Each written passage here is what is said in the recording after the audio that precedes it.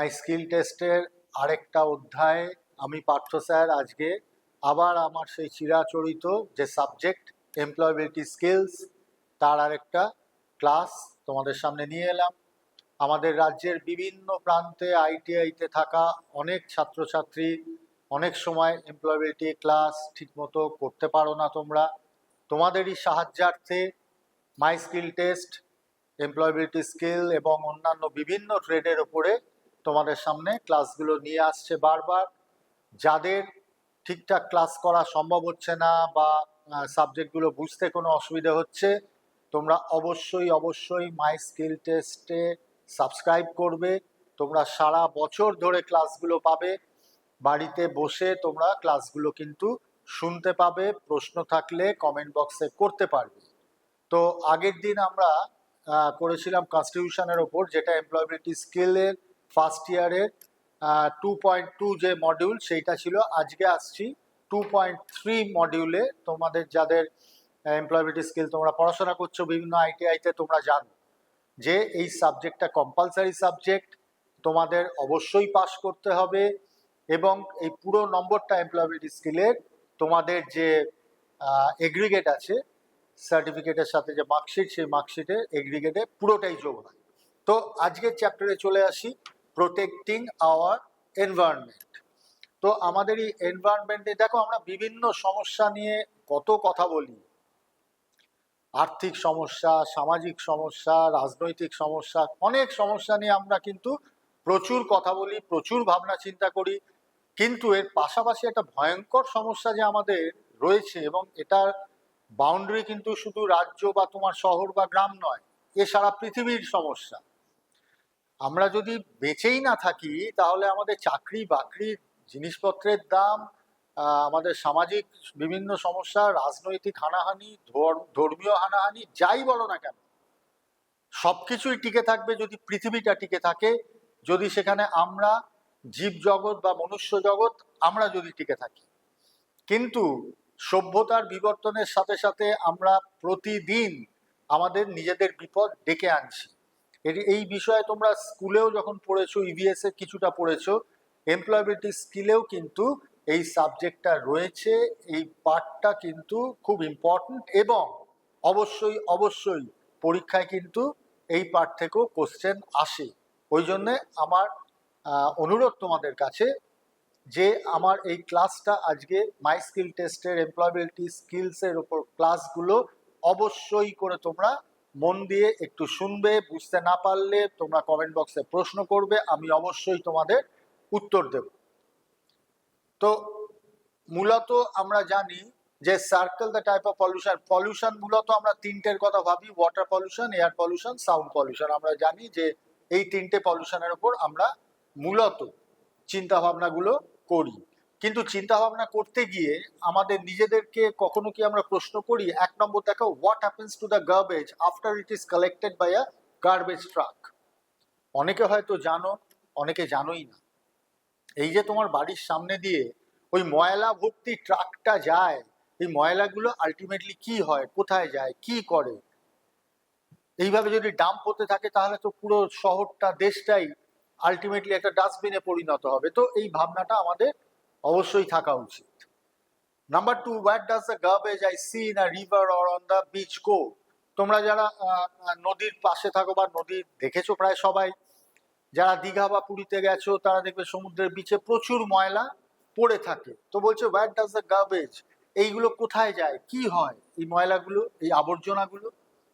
Is there a negative effect of cutting down the trees? এই যে চারিদিকে যত নগরায়ন হচ্ছে, শিল্পায়ন হচ্ছে, প্রচুর গাছ কাটা যাচ্ছে, জনসংখ্যা বৃদ্ধি পাচ্ছে, বড় বড় বিল্ডিং উঠে যাচ্ছে, বিশেষ করে শহর এবং শহরতলি এখন প্রায় কংক্রিটে সমস্ত জঙ্গলে পরিণত হয়েছে। এক সময় যেগুলো গাছপালা ছিল, জঙ্গল ছিল, সেগুলো আজকে জঙ্গল হচ্ছে, কিন্তু কংক্রিট আর পাথর, ইট পাথর, এর জঙ্গলে দাঁড়িয়ে যাচ্ছে।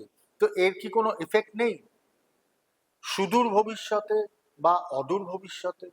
অবশ্যই এফেক্ট আছে, এবং সেই এফেক্ট কাদের ওপর পড়বে? আমাদের ওপর পড়বে। আমি একদম প্রথমেই তোমাদের বললাম যে আমরা বেঁচে থাকলে তবে তো বাকি সমস্যাগুলো নিয়ে ভাববো। যদি এই সমস্যা চলতে থাকে, এনভায়রনমেন্টাল প্রবলেম যদি চলতেই থাকে, তাহলে কিন্তু সমগ্র জীব জগৎ শেষ হয়ে যাবে, আমরা কেউ বাঁচবো না এই পৃথিবীর বুকে। কাজেই এটা খুব ইম্পর্টেন্ট একটা বিষয়। বলছে the above problems lead to pollution. Pollution is when gases, smoke and chemicals enter the environment in large amounts and make it harmful for plants, animals and humans. এই যে ক্ষতিটা হয়ে চলেছে, এই যে বিভিন্ন প্রকারের গ্যাস আমাদের এই অ্যাটমসফিয়ারে মিশে যাচ্ছে, আমাদের বায়ুমণ্ডলে মিশে চলেছে কন্টিনিউয়াস, এর এফেক্ট প্লান্টস এর ওপর আছে, বিভিন্ন অ্যানিমালস এর ওপর আছে এবং হিউম্যান বিংস অর্থাৎ আমাদের ওপরেও কিন্তু এর বিরূপ একটা এফেক্ট আছে। In recent times, these environmental problems of pollution have become very serious. As per scientific studies, the harmful effects cannot be changed. This has led to an environmental crisis. তো বিগত ধরো মোটামুটি বলা যায় এক শতাব্দী বা অর্ধ শতাব্দীতে যত বেশি টেকনোলজি ডেভেলপমেন্ট হচ্ছে, জনসংখ্যা বৃদ্ধি পাচ্ছে, আমরা মডার্ন হচ্ছি, আমরা বলি না আমরা এখন অনেক উন্নত, অনেক সভ্য, অনেক আধুনিক, তো তার দাম কিন্তু আমাদের দিতে হচ্ছে, প্রতিনিয়ত আমাদের সেই দাম কিন্তু চোকাতে হচ্ছে এবং আমরা খুব শিগগিরই বড় বড় বিপদের সম্মুখীন হতে চলেছি। এমনি আমাদের দেখো, তোমরাও সবাই জানো যারা স্টুডেন্টস এখানে রয়েছো, যে বড়রা বলে যে আমরা যখন ছোট ছিলাম কি ঠান্ডা পড়তো, প্রায় 2-2.5 মাস ধরে ঠান্ডা থাকতো। এখন তো শীতটা ছোট হতে হতে হতে হতে একেবারে প্রায় 15-20 দিনের জায়গায় দাঁড়িয়ে গেছে। এটা কি এমনি এমনি হলো? শুধু শুধু হচ্ছে না, শুধু হচ্ছে না, সারা পৃথিবী ব্যাপী যে এনভায়রনমেন্টাল চেঞ্জেস আসছে, পাল্টে যাচ্ছে সবকিছু, আমরা ক্রমেই একটা অদ্ভুত জায়গায় পৌঁছচ্ছি এবং সার্ভে বলছে, সায়েন্টিফিক রিপোর্টস বলছে যে বিগত 100 বছরের মধ্যে অ্যাভারেজ টেম্পারেচার প্রায় 2 ডিগ্রি বেড়ে গেছে সমগ্র পৃথিবীতে, প্রায় 2 ডিগ্রি বেড়ে গেছে, গরম বেড়ে যাচ্ছে, গ্লোবাল ওয়ার্মিং হচ্ছে এবং তার ফল অতি ভয়ঙ্কর, অতি ভয়ঙ্কর। আমরা জানি অ্যান্টার্কটিকা, সাউথ, নর্থ সর্বত্র বরফ গলছে। আমাদের ওই যে যাদেরকে আমরা বলি 8,000 শৃঙ্গ, আমরা গর্ব করি আমাদের হিমালয়ের, সে 8,000 শৃঙ্গের ওপরে যে তুষারপাত, যে বরফ জমে থাকতো সারা বছরে, তার পরিমাণ কমছে। তাহলে এই বরফ কি হচ্ছে, গলে জল হয়ে নদীর মারফত তার সমুদ্রে গিয়ে মিশছে এবং আমরা সকলেই বোধহয় জানি যে সি ওয়াটার লেভেল, সমুদ্রের যে উচ্চতা সেটা বৃদ্ধি পাচ্ছে। এবার সমুদ্র যত উঠবে তার রেজাল্ট কি হবে, সে জল ছাপিয়ে পড়বে ডাঙায় এবং এটা কন্টিনিউয়াসলি চলছে। কিন্তু যারা দীঘা, পুরী ইত্যাদি বেড়াতে যাও, দেখবে বড়দের জিজ্ঞেস করবে, বলবে আগে দীঘায় কি বিরাট বিচ ছিল, প্রায় 2 কিলোমিটার হাঁটলে তারপর সমুদ্রকে দেখতে পাওয়া যেত। আর এখন তোমরা তো হাতে হাতে মোবাইল, ইউটিউবে দেখো, মাঝে মাঝেই রাস্তা ক্রস করে জলের ঝাপটা হোটেলগুলোয় ঢুকে যায়। অর্থাৎ সমুদ্র এগিয়ে আসছে। কেন এগিয়ে আসছে? সমুদ্রের যে পৃষ্ঠ সেটা, তার উচ্চতা আরো বেড়ে যাচ্ছে, প্রতিনিয়ত তা বাড়ছে। এ ভয়ঙ্কর। এবং এর ফলে কি হবে? এর ফলে সায়েন্টিস্টরা বলছেন, বৈজ্ঞানিকরা বলছেন যে এইরকম যদি চলতে থাকে আগামী 70-80 বছরের মধ্যে সারা পৃথিবী ব্যাপী প্রায় 148টা শহর জলের তলায় চলে যাবে। আর পশ্চিমবাংলার রাজধানী কলকাতা, হ্যাঁ, কলকাতার নামও কিন্তু সেই লিস্টে আছে। খুব বিপজ্জনক। আর কলকাতা যদি জলের তলায় চলে যায়, শুধু একটা সরু স্ট্রেস অফ ওয়াটার এসে তো কলকাতাকে ডোবাবে না। তার মানে ধরে নেওয়া যায় দক্ষিণ 24 পরগনা, 2টো মেদিনীপুর এবং হাওড়া, এও কিন্তু তার মানে জলের তলায় চলে যাবে। অর্থাৎ এখানে আর কোনো মানুষ থাকবে না, তাদেরকে সরে যেতে হবে। জায়গাটা তো পৃথিবীর আর বাড়বে না, স্থলভাগ তো আর বাড়বে না, তাহলে মানুষ যাবে কোথায়? এক ভয়ঙ্কর বিপদের মুখেই কিন্তু আমরা দাঁড়িয়ে আছি এবং এই বিষয়ে বারবার সাধারণ ছাত্রদেরকে সাবধান করা হয়, তাদের পাঠ্য বইয়ের মাধ্যমে সাবধান করা হয়, এমপ্লয়েবিলিটি স্কিলের একটা চ্যাপ্টার হিসেবেও তোমাদের এই সাবধানতা কিন্তু এখন থেকে মাথায় নিতে হবে। বিশ্বব্যাপী প্রচুর এই এনভায়রনমেন্টের ওপর সামিট হচ্ছে, ইত্যাদি হচ্ছে, কিন্তু সেখানে উন্নত দেশ এবং উন্নয়নশীল দেশের কিছু সংঘাতের জন্য কাজের কাজ খুব বেশি হচ্ছে না। দুর্ভাগ্যের হলেও সত্যি কাজের কাজ খুব বেশি হচ্ছে না। তো দায়িত্বটা সাধারণ মানুষকেও নিতে হবে। আমরা যথেচ্ছাচার করতে পারবো না, বিপদটা কিন্তু এসে যাবে ঘরে।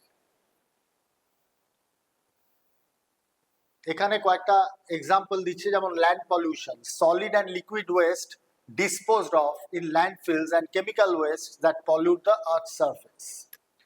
তো ল্যান্ডের যে পলিউশনটা হচ্ছে, বিভিন্ন রকম ওয়েস্ট, বিভিন্ন রকম বর্জ্য, যা কিনা আমার জমির ক্ষতি করছে, মাটির ক্ষতি করছে, সেগুলো ডাম্প করে রাখা হচ্ছে এই মাটির ওপর, যা আলটিমেটলি কিন্তু ল্যান্ড পলিউশনের জন্ম দিচ্ছে।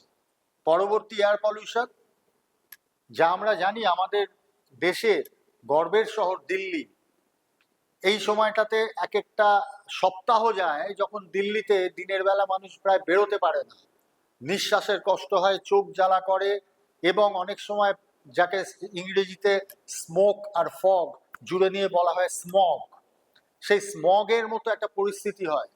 10 হাত 20 হাত দূরের গাড়ি পর্যন্ত দেখতে পাওয়া যায় না, টোটালটা একটা ধোঁয়ায় ভরে যায়, আমরা জানি। তো এই পরিস্থিতি থেকে আমাদের পরিত্রাণ পেতে হবে, এটা এয়ার পলিউশনেরই ফল। আমরাও যারা শহরে থাকি, কলকাতা বা অন্যান্য বড় শহরগুলোতে রয়েছে, আমরা দেখেছি যে রাস্তায় বেরোলে চোখ জ্বালা করে, শ্বাসকষ্টের রুগী, নিঃশ্বাস প্রশ্বাস নিতে তাদের কষ্ট হয়। সাধারণ মানুষও বিশেষ বিশেষ সময় দেখা যায় যে তাদের লাংসের বিভিন্ন ক্ষতি হয়ে যাচ্ছে এয়ার পলিউশনের জন্য। সব কিছু ক্ষতিটা আমাদের হচ্ছে, বুঝতে আমাদেরই হবে।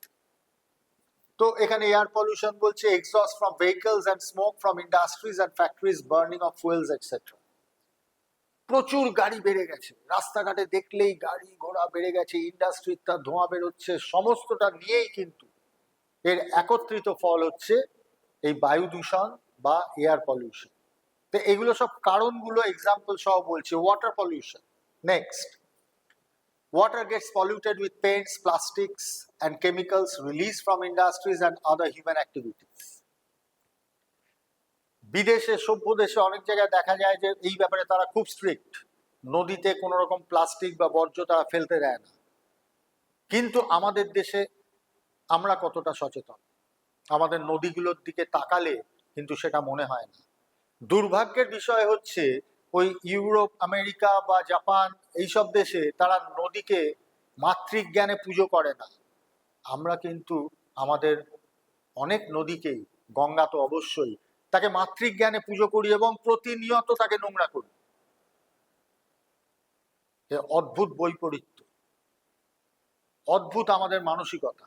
যাকে মা বলে পুজো করছি, তার ওখানেই, তার কোলে আমরা যাবতীয় আবর্জনা ছুঁড়ে ছুঁড়ে ফেলে দিচ্ছি, আমাদের কোথাও কিছু বোধ আসছে না। সামাজিকভাবে তো অন্যায় বটেই, কিন্তু তার থেকেও বৈজ্ঞানিকভাবে অন্যায়। এই নদীর জলকে আমরা দূষিত করছি, আমরা করে চলেছি কন্টিনিউয়াস ওয়াটার পলিউশন, জল দূষণ। তো এই বিষয়গুলোর জন্য আমরা দায়ী। Deforestation, forests are destroyed by cutting trees for agriculture and housing purposes. গাছ কেটে যাচ্ছি, ডিফরেস্টেশন কন্টিনিউয়াস চলছে, বনাঞ্চল সাফ হয়ে যাচ্ছে। আমরা ছোটবেলায় শুনেছি যে মোটামুটি দক্ষিণ কলকাতা বলে আজকে যেটাকে বোঝা হয়, রাসবিহারী বা তারপর থেকে টালিগঞ্জ, গড়িয়া ইত্যাদিকে, এগুলো নাকি সব জঙ্গল ছিল। আমরা আমাদের বাবা, জ্যাঠামশাই, দাদুদের থেকে শুনেছি এগুলো সব জঙ্গল ছিল। আর এখন কি দাঁড়িয়েছে? দক্ষিণ দিকে মোটামুটি যদি ক্যানিং অব্দি চলে যায়, লোকে লোকারণ্য, গাড়ি, বাস, বারুইপুরে তো জ্যাম হয়ে যায় ট্রাফিকে। কি করে হলো? কে এই কাজগুলো করলো? না, অন্য কোনো পশু পাখি এই সর্বনাশের জন্য দায়ী নয়, দায়ী আমরা মানুষ। আমরা এই সর্বনাশটা প্রতিনিয়ত, প্রতিদিন করে চলেছি। অনেক সময় খবরের কাগজ বা টিভিতে শুনবে যে লোকালয়ে বাঘ এসেছে। আমার খুব অবাক লাগে, আচ্ছা লোকালয়ে বাঘ এসেছে মানে ওই জায়গাগুলো তো সুন্দরবন ছিল, লোকালয়ে তো বাঘ আসেনি, অ্যাকচুয়ালি বাঘালয়ে লোক এসেছে, আমরাই তাদের জায়গা গিয়ে দখল করছি। আমরা প্রতিনিয়ত এই পশু পাখিদেরকে আরো কোণঠাসা করে দিচ্ছি। উত্তরবঙ্গে দেখবে মাঝে মাঝেই দেখা যায় হাতি চলে এসছে লোকালয়ে, হাতি লোকালয়ে আসেনি। হাতির আলয়ে আমরা গিয়ে বরঞ্চ তাদের হুমকির কারণ হয়ে দাঁড়াচ্ছি। এই করে করে তাদেরও যেমন বিপদে ফেলছি, তাদের যেমন সর্বনাশ করছি, আরো বড় সর্বনাশ আমরা নিজেদের করে চলেছি। তো ডিফরেস্টেশনও কিন্তু এর জন্য বড় কারণ। Soil erosion, when dirt or soil washes away by water, wind and other natural forces, মাটি ক্রমেই ধুয়ে ধুয়ে ধুয়ে ধুয়ে ধুয়ে চলে যাচ্ছে, নদীতে মিশে যাচ্ছে, তার ধারণ ক্ষমতা কমে যাচ্ছে। এই সমস্তগুলোকে নিয়েই কিন্তু এই পলিউশন হয়ে চলেছে প্রতিনিয়ত। Pollution has various negative effects on the health of plants, animals, people, and the planet. Let's examine the major effects of environmental problems today. Ozone depletion. The thinning of the ozone layer is due to the release of poisonous gases like CFCs in the atmosphere. This causes severe damage to human health. আমরা এটা কিন্তু জানি যে ozone layer বহু জায়গাতে পাতলা হয়ে আসছে। আমাদের যে উপরে ওজোন লেয়ারটা রয়েছে, যা কিনা আমাদের সূর্যের ওই আল্ট্রাভায়োলেট রে থেকে বাঁচায়, সেই ওজোন লেয়ারটাই এয়ার পলিউশন হতে হতে হতে হতে সিএফসির প্রচুর এমিশন হচ্ছে, যার ফলে কি হচ্ছে, ওজোন লেয়ার পাতলা হয়ে যাচ্ছে। অনেক জায়গায় তো বলছে ওজোন লেয়ারে বড় বড় হোলস তৈরি হয়ে গেছে, সেখান থেকে আল্ট্রাভায়োলেট রে সরাসরি চলে আসছে। জীব জগতে যেমন তা ক্ষতি করছে সাধারণ, আবার মানুষেরও চূড়ান্ত ক্ষতি করছে।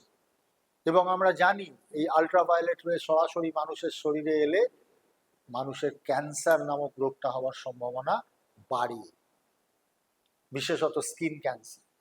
তো আমরা জানি এগুলো, আমরা জেনেও মাথায় রাখি না। তাই আমাদের বারবার এই পাঠ্যসূচির মধ্যে এই সাবজেক্টটাকে আনতে হয়। অনেকে বলতে পারো এ তো আমার সব মুখস্থ, স্কুলে পড়েছিলাম। মাথায় একটুখানি আছে, হৃদয়ে তো এক ফোঁটাও নেই। ওই জন্য বারবার বলতে হয়, কনস্ট্যান্ট হ্যামারিং করতে হয় এই সাবজেক্টটাকে আমাদের শিক্ষার প্রতিটি স্তরে।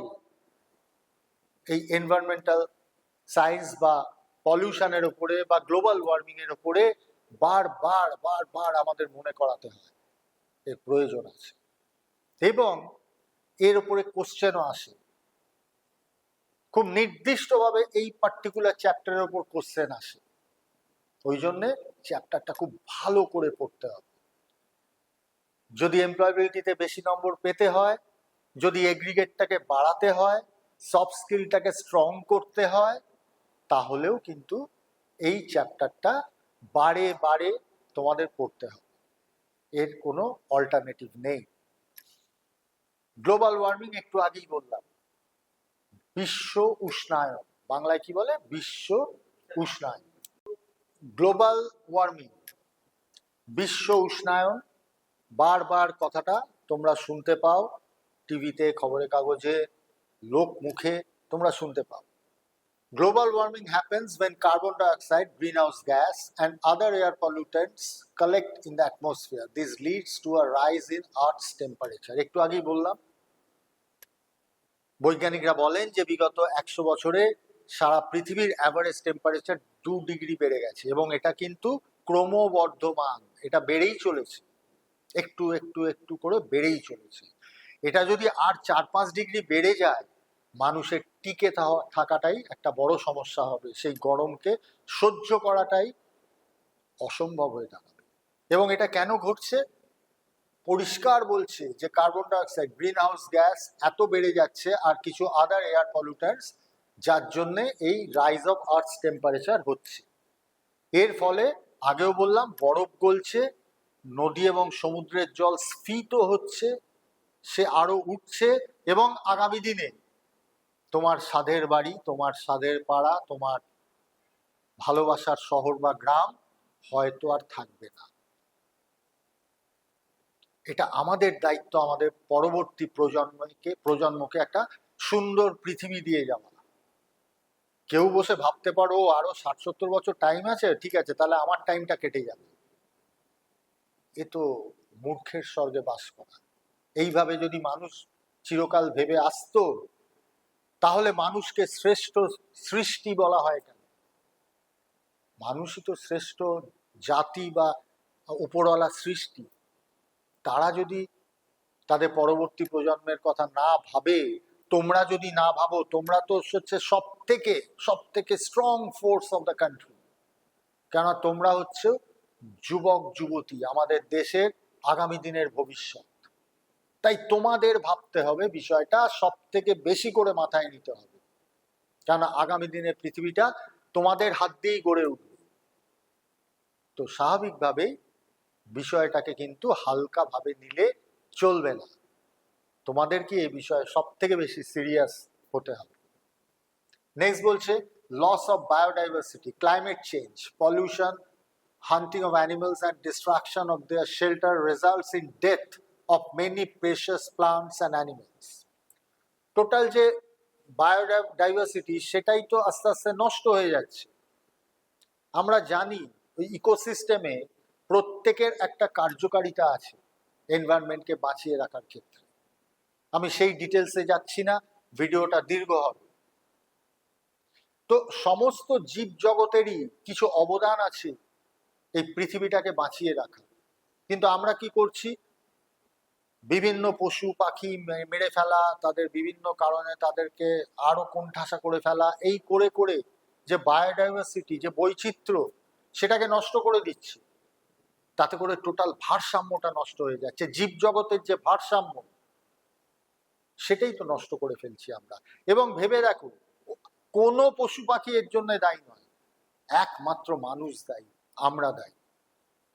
তাই পরিস্থিতি যদি বদলাতে হয়, পরিস্থিতি যে রেটে নিচের দিকে নামছে সেটাকে যদি আবার তুলতে হয় ভালোর দিকে, তাহলে তার দায়িত্ব, তার দায়বদ্ধতা সম্পূর্ণরূপে আমাদেরই সেই কাজটা করতে হবে, অন্য কেউ এসে করে দেবে না। Long term effects of human health, humans are at increased risk of many diseases due to pollution, heart disease, lung congestion, cancer and lesser life expectancy. আমি আগেও বলেছি, আবারও বলছি, বইয়ের ভাষায় বলছি যে হার্ট, লাংস, ক্যান্সার ইত্যাদি বিভিন্ন রকম হার্টের অসুখ, লাংসের অসুখ, কর্কট রোগ বা ক্যান্সার ডিজিজ, এই সমস্ত কিছু এই পলিউশন থেকে কিন্তু বেড়ে চলেছে, ক্রমেই বেড়ে চলেছে। আমরা যদি উৎসটাকে কন্ট্রোল করতে পারি, অন্তত কিছুটা কন্ট্রোল করতে পারি, তাহলে তার সুফল কিন্তু আমরাই পাব, তার সম্পূর্ণ সুফলটা আমরাই পাব। এটা আমাদের অবশ্য কর্তব্য, এটা আমাদের দায়িত্ব। We need to maintain our environment to create a safe life for all living beings on this planet and for future generations. এই প্ল্যানেট বলতে অবশ্যই পৃথিবী। তো এই পৃথিবীটাকে যদি বাঁচাতে হয়, এই পৃথিবীর ওপর সমগ্র প্রাণী জগৎকে যদি বাঁচাতে হয়, তাহলে আমাদের এনভায়রনমেন্টকে মেনটেন করতে হবে। We need to maintain our environment, এর আর কোনো অল্টারনেটিভ নেই, এটাই একমাত্র পথ। এবার প্রশ্ন হচ্ছে যে আমরা মোটামুটি কোন কোন জিনিসগুলো ফলো করতে পারি। বহু দেশ কিন্তু এটা করছে, চায়না করছে, জাপান করছে, আমাদের এশিয়ান কান্ট্রিজ বলে এই দেশগুলোর নাম বললাম, এছাড়া স্ক্যান্ডিনেভিয়ান কান্ট্রিজ বা ইত্যাদি, সেখানেও নানাবিধ তারা রুলস রেগুলেশনস করেছে। শুধু তাই নয়, সাধারণ মানুষকে উদ্বুদ্ধ করেছে, ভেতর থেকে তাদের সেই মানসিকতা তৈরি হচ্ছে। খুব ছোট্ট ছোট্ট কাজ আমরা কিন্তু করতে পারি। Let's learn how to develop a green lifestyle. কি বলছে? গ্রিন লাইফস্টাইল আমরা একটু চেষ্টা করলে কিন্তু ফলো করতে পারি। Protecting the environment is our responsibility. How can we adopt an eco-friendly lifestyle in our day-to-day life? Here are some green habits. তো আমরা প্রতিদিনের প্রাত্যহিক আমাদের যে জীবনযাপন, সেটাকে একটু গ্রিন করতে পারি কিনা, তার মধ্যে একটু সবুজায়ন আনতে পারি কিনা। ছোট্ট ছোট্ট কিছু কাজ ভেবে দেখবে, তোমরাও পারবে, সবাই পারবে। এবং দেখবে চায়না, জাপান এই দেশগুলোয় তাকালেই এই প্রথম পয়েন্টটা খুব ভালোভাবে দেখতে পাবে। use bicycles and public transportation. যত পারে চায়নার যে কোনো ভিডিও দেখবে দেখবে রাস্তায় প্রচুর সাইকেল আছে, তাদের সাইকেলের আলাদা লেন রয়েছে। এবং ইউরোপে বহু দেশে দেখতে পাবে বড় বড় প্রফেসর ডাক্তার তারা সাইকেলে তাদের কর্মক্ষেত্রে যাচ্ছে। পয়সা নেই বলে নাকি? না, আমাদের তো অদ্ভুত ভ্যানিটি যে সাইকেলে চালাবো কেন, একটু পয়সা হচ্ছে একটা বাইক কিনি, আর একটু পয়সা হচ্ছে একটু 4 চাকা কিনি। একা একটা লোক রাস্তায় প্রচুর ট্রাফিক জ্যাম করে প্রচুর ধোঁয়া টোয়া কার্বন টার্বন ছড়িয়ে সাহেব আমার অফিস যাচ্ছে। একটু তোমাদের আবারও বলছি, তোমাদের যুগে তো হাতে হাতে মোবাইল, একটু ভিডিওস গুলো দেখবে তো চায়না জাপান ইত্যাদিতে স্ট্রিক্টলি তারা বাস এবং ট্রেন অর্থাৎ পাবলিক ট্রান্সপোর্টে ওঠে। কেন? কেননা একটা প্রথমত ট্রেন হচ্ছে মোস্টলি তার মধ্যে কোনো পলিউশনের বিষয় নেই, আর একটা বাস, সেই বাসে যদি 40 জন 50 জন একসাথে যায়, আর ওই 40-50 জন যদি আলাদা আলাদা পার্সোনাল ভেহিকেলে যায়, ভেবে দেখো এয়ার পলিউশনটা কোন লেভেলে পৌঁছবে। একটা যান বা একটা বাস যা পলিউট করবে, সেখানে 40টা গাড়ি বাইক ইত্যাদি তার বহুগুণ পলিউশন বাড়িয়ে দেবে। এবার প্রশ্ন হচ্ছে যে আমাদের জনসংখ্যা বেশি, আমাদের তো স্বাভাবিকভাবেই হবে, নিশ্চয়ই জনসংখ্যা একটা বড় কারণ, কিন্তু তোমার পাড়া এপাড়া ওপাড়া যাবার জন্য বাইকটা বের করবার তো কোনো প্রয়োজন নেই, সেটা তো সাইকেলে যাওয়া যায়, কিন্তু আমরা যাব না। আর সাইক্লিং তো তোমরা সবাই জানো itself is a very good exercise, সেটা তোমার শারীরিক একটা ব্যায়ামও হয়, অসুবিধা কোথায়? এবং আবারও বলছি, এর সাথে তোমার আর্থিক অবস্থা গরিব বড় লোকের কোনো বিষয় নেই। ইউরোপ আমেরিকা জাপান এরা আমাদের থেকে আর্থিকভাবে অনেক উন্নত দেশ, অনেক উন্নত দেশ, কিন্তু তারাও সাইকেল ব্যবহার করে। একটু ভিডিও চেক করে দেখবে, আমি খুব অবাক হয়ে গেছিলাম, একটা ভিডিও দেখেছিলাম অক্সফোর্ড ইউনিভার্সিটি প্রফেসররা তারা স্টুডেন্টদের পাশে এসে সাইকেল নিয়ে সাইকেল স্ট্যান্ড করে কলেজে ঢুকছে। এটা মানসিকতা, এটা নিজের দেশের নিজের এই প্ল্যানেটটার এই পৃথিবীটার ওভারঅল তার প্রতি যে ভালোবাসা, মানুষগুলোর প্রতি ভালোবাসা, পরবর্তী প্রজন্মের প্রতি ভালোবাসা, এই থেকে জিনিসটা আসে। তাই তারা দিনের পর দিন এটা চালিয়ে যাচ্ছে,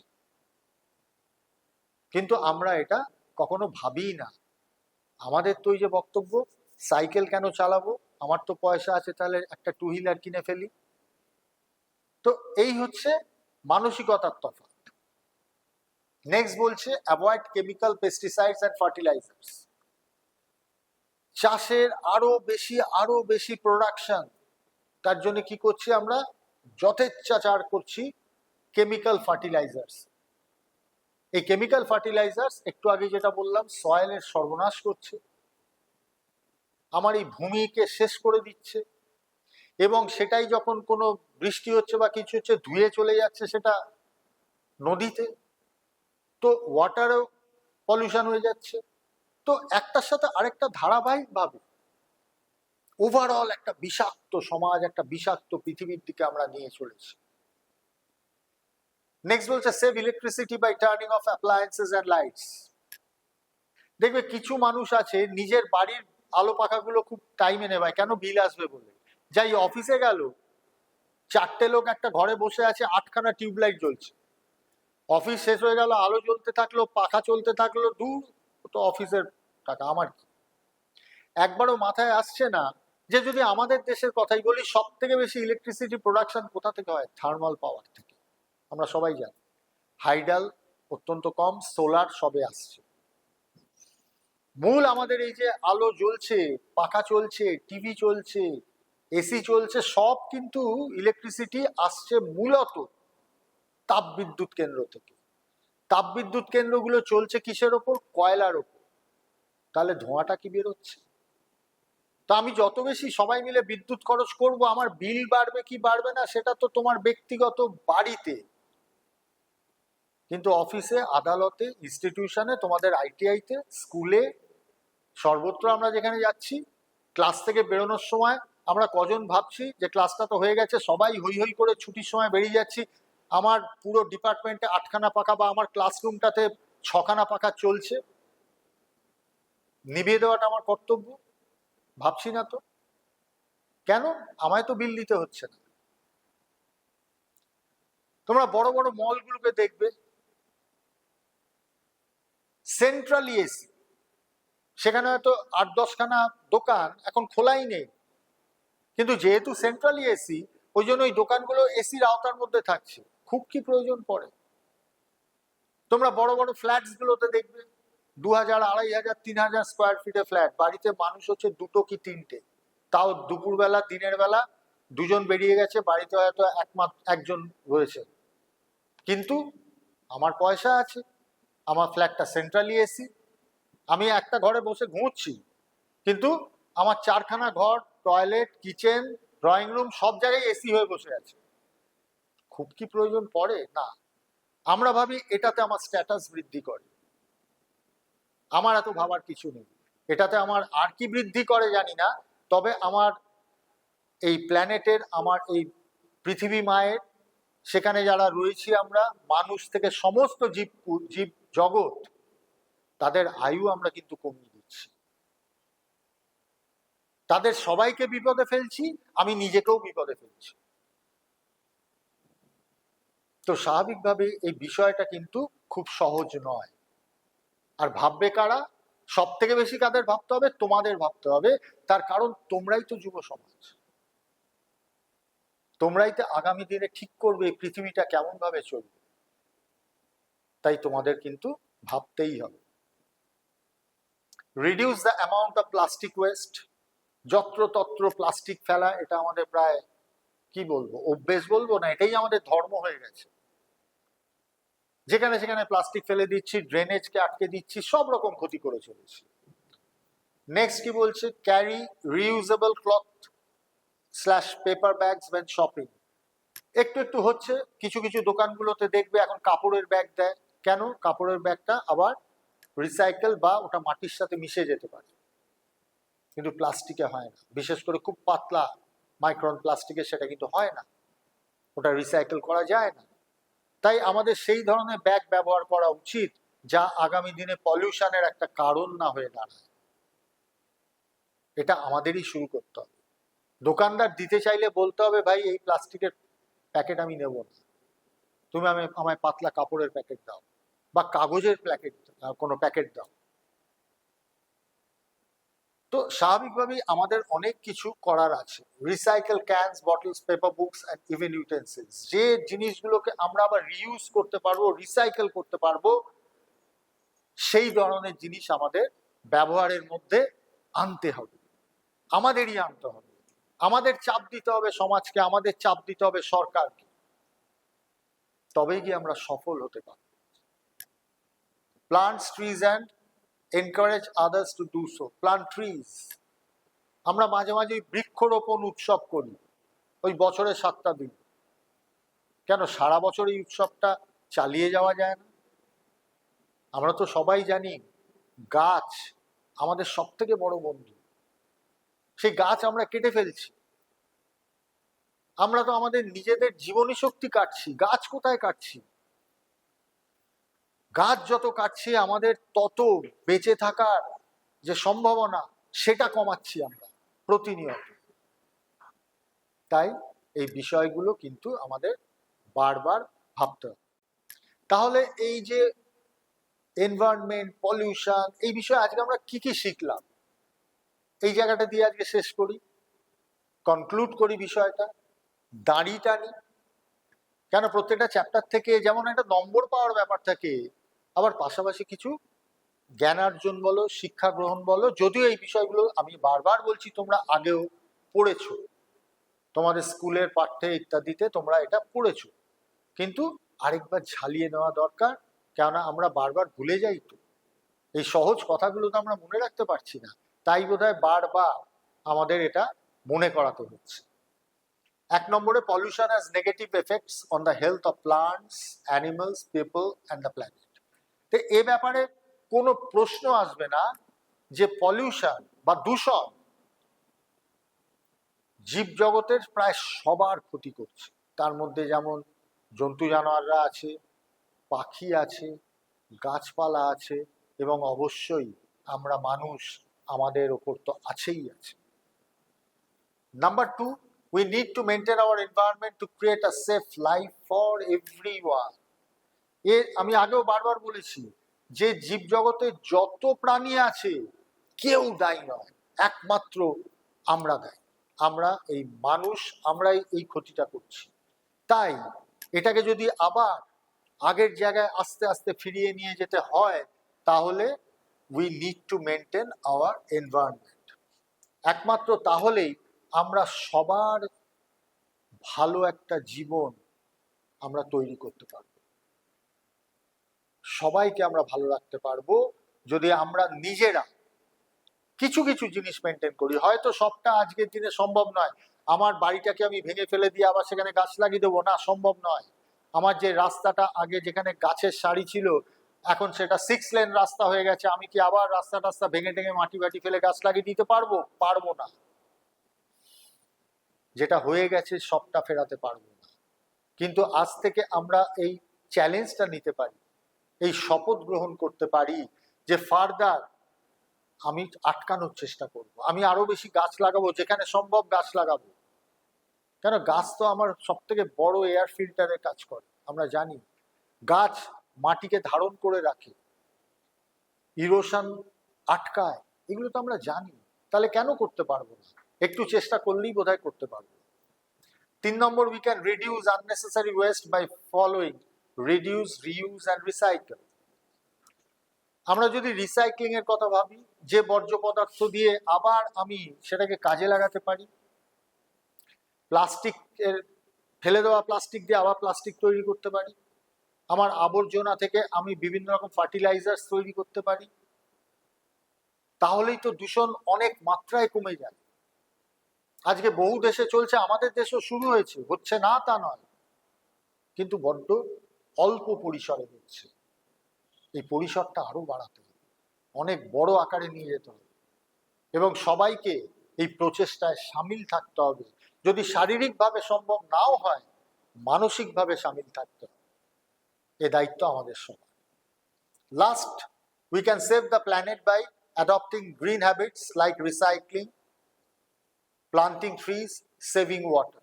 এই সব কিছু করতে হবে আমাদের, যদি আমরা আমাদের এই গ্রহকে আরো বেশি সুন্দর, আরো বেশি সবুজ, আরো বেশি বাসযোগ্য করতে পারি, করতে চাই, তাহলে আমাদের এই কাজগুলো কিন্তু অবশ্যই করতে হবে।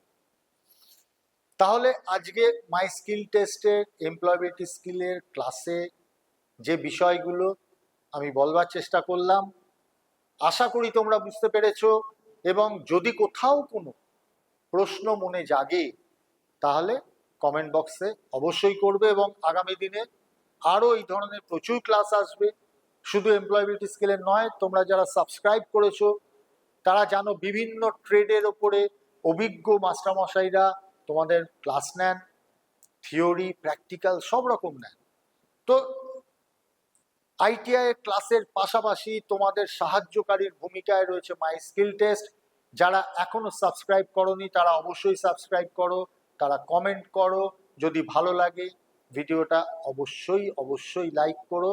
আবার আসবো আগামী দিনে পরবর্তী চ্যাপ্টার্স নিয়ে। সারা বছর ধরে তোমরা এই সাহায্য পাবে, এই অঙ্গীকার করে আজকে এইখানেই শেষ করি।